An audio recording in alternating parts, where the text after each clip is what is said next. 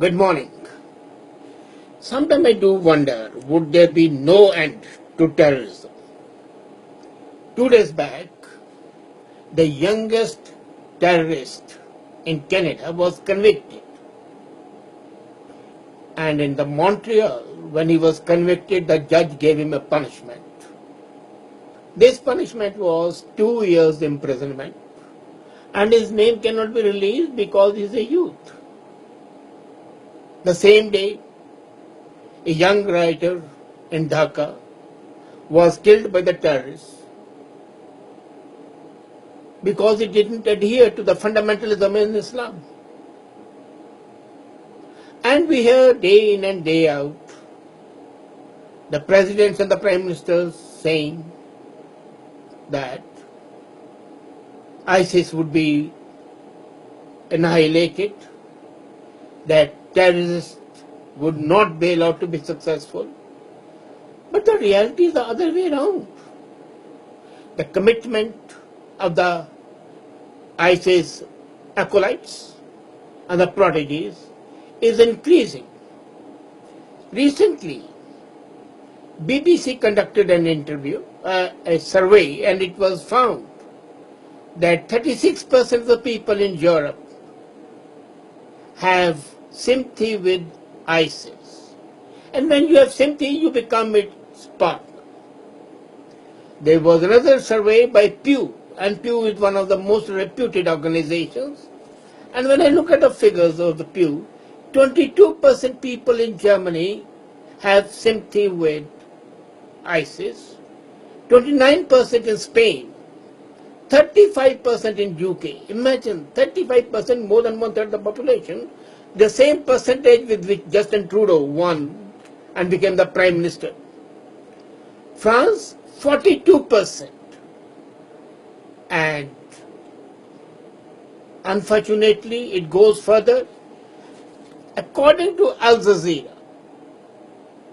81% of the Islamic nations and the population thereof believe that ISIS is on the right path. And there was another survey conducted which found that 50 million people living in the Arab Peninsula have faith and confidence in the activities of ISIS. Not only they sympathize, but they have faith and confidence. Now, how far can you be successful if the mindsets of the people are in favor of ISIS? As a matter of fact, the war on terror, when I was talking with you the other day, I had said you need a new strategy. And I had suggested one strategy, that's forming a coalition between India and Pakistan and let them fight. The second part is to change the mindsets. And I had alluded to that when I said that mothers can be the best potent force in offsetting the impact of the jihadists. So what is taught in the mosque is untaught in the home. But that would not be. We are too much of apologists for being adherents to the Western system. Now imagine to what extent can this stupidity go. Recently, there was a conference of 50 top people in Washington, 50 nations, the presidents. And President Hollande from France said that the root of all terrorism is Islamic terrorism and other terrorism stems from it. Okay, whether you agree with it or not is immaterial. But what Obama administration did was, when the official video was released, reference to the Islamic terrorism was deleted. It was absolutely insane, inane and derogatory to the French government. Naturally, the diplomatic protest followed. And what followed was that Obama himself said, well, it was done by a technical error. Come on. Whom are you kidding? till today, while the Republicans are very clear that they call Islamic terrorism, the Democrat candidates, especially Hillary Clinton, would never call Islamic terrorism. Why? Because they think that by using the word Islamic, they'll lose the vote bank. That is not so. There have been Muslims who are quite vocal. Hirsi, Ali, Tariq Fateh. There are people who have been doing a lot. Aslam Gora, Asa Javed, the complete Ahmadiyya movement. They are against violence. They don't want terrorism. But when the Turkish president Erdogan says there is nothing as moderate Islam, Islam is Islam, then that's a time for the NATO allies, the defunct NATO it might be, but still they are allies, to tell Erdogan that what you are talking is not acceptable. There are definitely some people, a lot many, who don't want violence. Incidentally, have you seen that you need not be politically correct? The government in India has not been politically correct, but they have given sufficient training that Islamic terrorism is in a minuscule minority over there.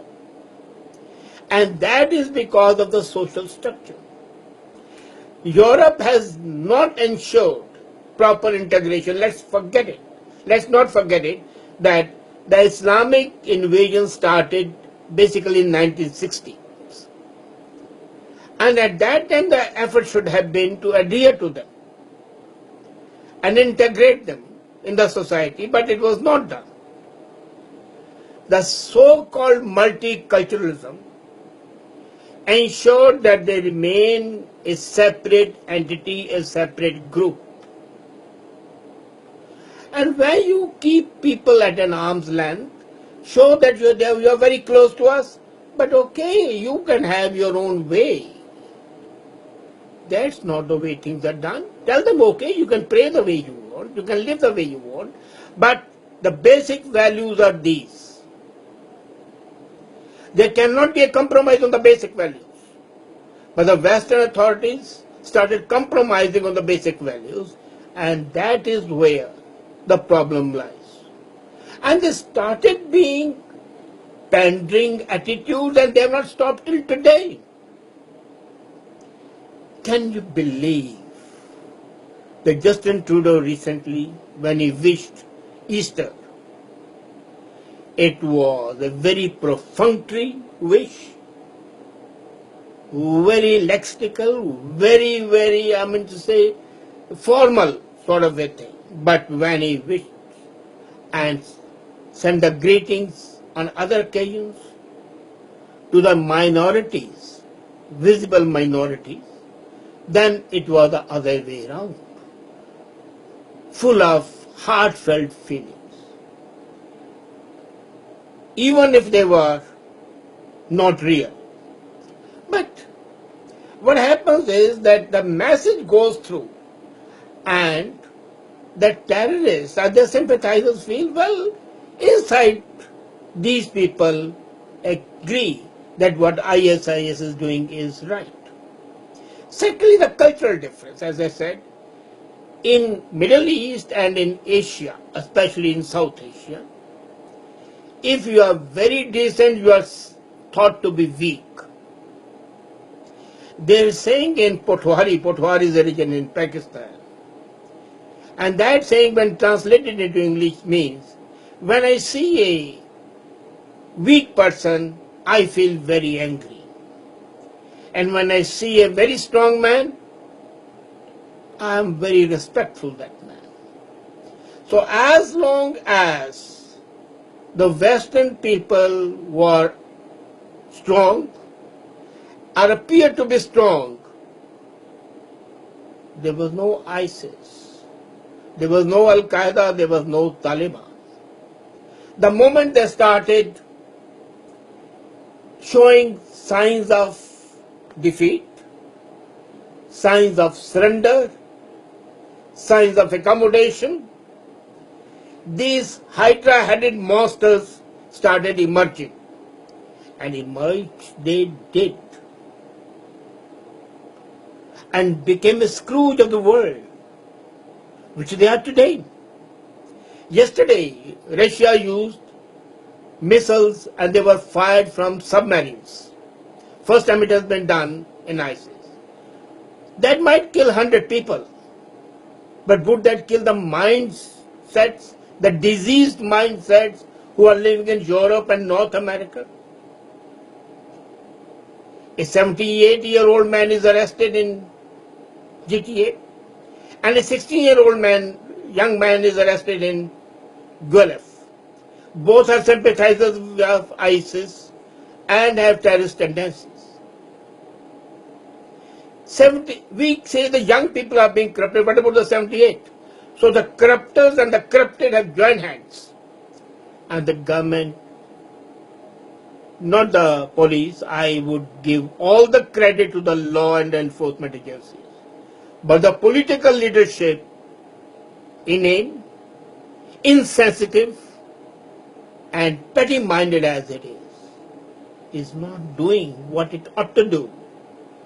Provide havens of safety, havens of freedom, without suppressing the human rights, without destroying the cultural values. You can still tell them enough is enough. And in case you sympathize with them, you can go. Or change the mindset. The orientation classes can be done. We can learn a lesson from the gulags. We blame Stalin and Khrushchev and Lenin, but then they did something. They changed the mindset of the people forever and forever. When shall the West learn? And until and unless West learns, the things will keep on going from bad to worse. This is a high time when a concerted, multi-pronged attack is required. Cultural, educational, social, and military. When they combine hands and then they attack, then the salvation of the world may be possible. Otherwise, every day we'll see the field of war at the psychological level and in the field widening every day. Thank you.